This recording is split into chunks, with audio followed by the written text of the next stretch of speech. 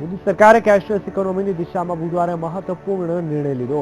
કર્મચારીઓને પગાર ચેક અથવા ઈ પેમેન્ટના માધ્યમથી ચૂકવવાનો આદેશ કર્યો છે અને આ અંગેના વટહુકમને કેન્દ્રીય કેબિનેટે મંજૂરી આપી દીધી છે.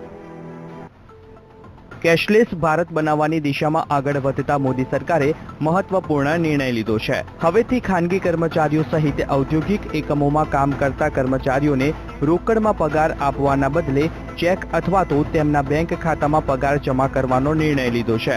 દિલ્હીમાં મળેલી કેન્દ્રીય કેબિનેટની બેઠકમાં આ અંગેનો નિર્ણય લેવામાં આવ્યો છે. ત્યારે જાણીએ કે સરકારે આ નિર્ણયને અમલી બનાવવા માટે કેવી કરી પૂર્વ તૈયારી.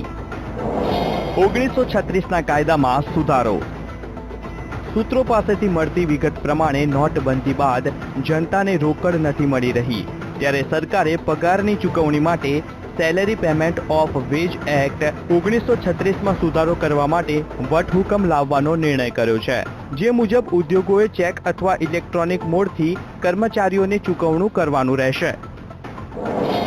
સંસદમાં રજૂ થયું છે બિલ. તારીખ 15મી ડિસેમ્બરે સંસદમાં આ મતલબનું બિલ રજૂ થયું હતું. કેન્દ્રીય શ્રમ મંત્રી બંગારુ દત્તાત્રેયે આ બિલ લોકસભામાં રજૂ કર્યું હતું. બિલમાં એવું કહેવામાં આવ્યું છે કે નવી પ્રક્રિયાથી ડિજિટલ અને કેશલેસ ઇકોનોમીનો હેતુ સિદ્ધ થશે. સરકારે 2 મહિના રાહ નહોતી જોવી. આ બિલને સંસદના બજેટ સત્રના પ્રથમ ભાગમાં રજૂ કરી શકાયું હોત, પરંતુ સરકારે 2 મહિના રાહ નહોતી જોવી એટલે વટહુકમ લાવવાનો નિર્ણય કરવામાં આવ્યો. સરકારની ગણતરી બાદમાં તેને સંસદમાં પસાર કરાવી લેવાની હતી. ત્યારે એ પણ જાણીએ કે શા માટે વટહુકમ. શા માટે વટહુકમ?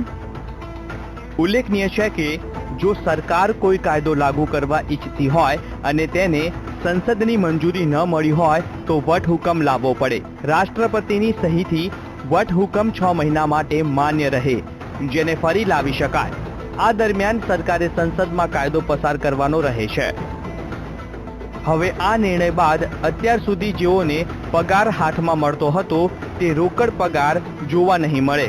તેથી આવા કર્મચારીઓ આ નિર્ણયને આવકારે છે કે કેમ તે પણ જોવા જેવી બાબત છે. તો બીજી તરફ કેશલેસની દિશામાં આ પ્રકારના નિર્ણયને સરકાર સકારાત્મક ગણાવી રહી છે. Bureau report, VTV news.